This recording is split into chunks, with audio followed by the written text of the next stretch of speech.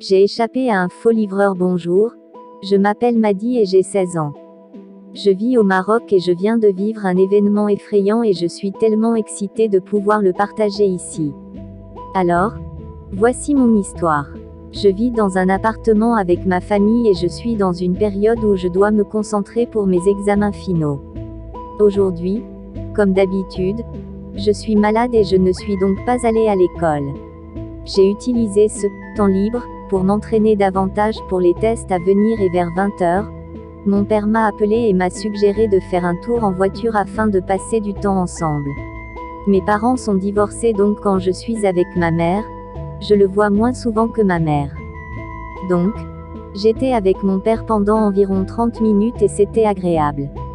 Nous sommes arrivés devant l'immeuble où j'habite avec ma mère, je lui ai dit au revoir et je me suis dirigée vers l'immeuble. J'ai appuyé sur le bouton de l'interphone pour que ma mère m'ouvre la porte, et là j'ai vu un livreur de nourriture avec sa moto se garer juste à côté de moi. Voici donc le problème. Je pensais qu'il allait livrer quelque chose à un voisin, rien d'inhabituel ici, mais il y avait quelque chose qui clochait. D'abord, généralement les livreurs au Maroc, je ne sais pas si c'est le cas dans les autres pays, ont comme une boîte où ils stockent la nourriture afin de la garder au chaud. Mais ce type n'en avait pas. Il tenait le sac avec la nourriture dans sa main tout en conduisant la moto. Aussi, il a ouvert son téléphone comme s'il allait vérifier une application de livraison, mais comme je l'ai dit, il n'avait ni la boîte ni le logo d'un service de livraison sur lui. Alors même si ma mère déverrouillait la porte, je préférais ne pas ouvrir et parler au gars. Je commande beaucoup dans les restaurants et les fast-food et j'ai l'habitude de voir des livreurs et même de discuter un peu avec eux pour essayer de les faire rire.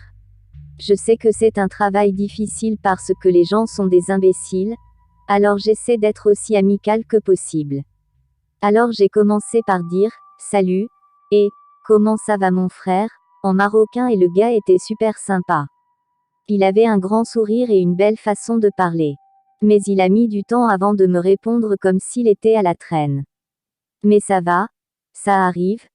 Peut-être qu'il était stressé ou préoccupé donc rien à craindre. Je lui ai demandé quel était le numéro de la porte et il m'a répondu 42, ce qui est étrange car la dernière porte de l'immeuble est la 14e.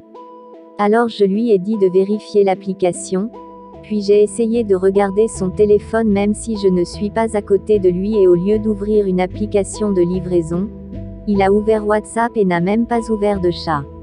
Puis il a dit porte 11. Et à ce moment-là, je savais que quelque chose n'allait pas parce que j'habite à la 12e porte et donc la 11e porte est juste à côté de moi et je suis sûre que ce ne sont pas mes voisins qui ont commandé car ils étaient en voyage. Alors là je me suis un peu stressée et je lui ai dit que ça devait être une erreur pour la raison que je viens de te dire mais il a insisté pour entrer et m'a dit qu'il avait l'habitude de livrer à cette adresse et qu'il sait où il doit y aller. Il me dit aussi que le client le connaît et qu'il lui a demandé d'être rapide car il aimait que sa nourriture soit le plus chaude possible. Je lui ai clairement dit que je ne pouvais pas le laisser entrer dans le bâtiment mais que j'allais vérifier si les gars de la 11e porte étaient revenus de leur voyage et si oui, j'allais leur faire savoir qu'il était là. Je lui ai aussi dit que le gardien de l'immeuble était habituellement au café d'à côté et qu'il pouvait aller lui parler. Je lui ai aussi menti et lui ai dit que mon père m'attendait et que j'avais juste besoin d'aller aux toilettes une seconde. Il était en colère au début, mais il a immédiatement changé d'attitude et est redevenu amical. Je lui ai demandé de s'écarter puis j'ai demandé à nouveau à ma mère de déverrouiller la porte et je suis entrée. J'étais toujours nerveuse et pendant que je marchais vers l'ascenseur, j'ai eu soudainement très peur parce que je n'ai pas entendu la porte se refermer. Je me sentais tellement stupide parce que j'aurais pu le fermer moi-même mais à ce moment j'étais sûre qu'il entrait dans le bâtiment. J'ai immédiatement commencé à courir vers l'escalier et au même moment il a essayé de me lancer le sac qu'il tenait, je ne sais pas pourquoi, mais il a raté. En ce moment, je réfléchis très vite.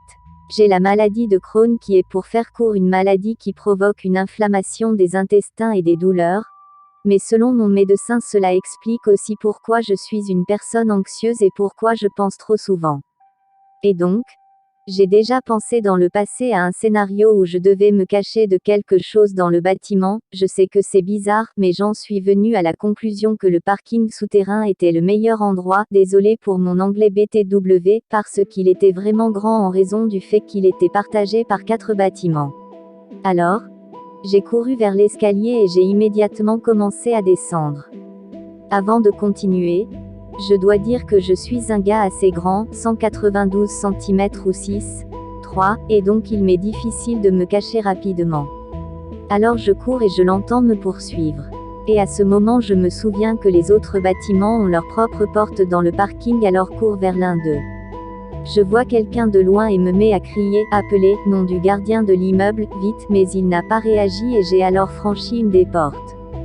Je monte à l'étage, ouvre la porte de l'immeuble et entre dans la boulangerie juste à côté. Heureusement, je trouve le gardien, ou le concierge, je ne sais pas comment le dire en anglais, et lui explique très rapidement ce qui se passe. Il est immédiatement sorti de la boulangerie et a commencé à le poursuivre, mais il était trop loin et courait vers sa moto, donc nous n'avons pas pu le rattraper. J'en avais marre de courir, mais bizarrement je n'étais pas du tout choquée. Et toujours en écrivant ceci, je me sens un peu excitée par ce qui s'est passé, suis-je bizarre? Je ne vais surtout pas le dire à mes parents car sinon ils m'interdiront de sortir seule ou de prendre un taxi. J'ai essayé de chercher le sac qu'il a essayé de me lancer, mais il n'était plus là. Je sais que je suis égoïste de ne pas avoir appelé la police, mais je préfère ne pas m'en inquiéter car ils ne font jamais rien.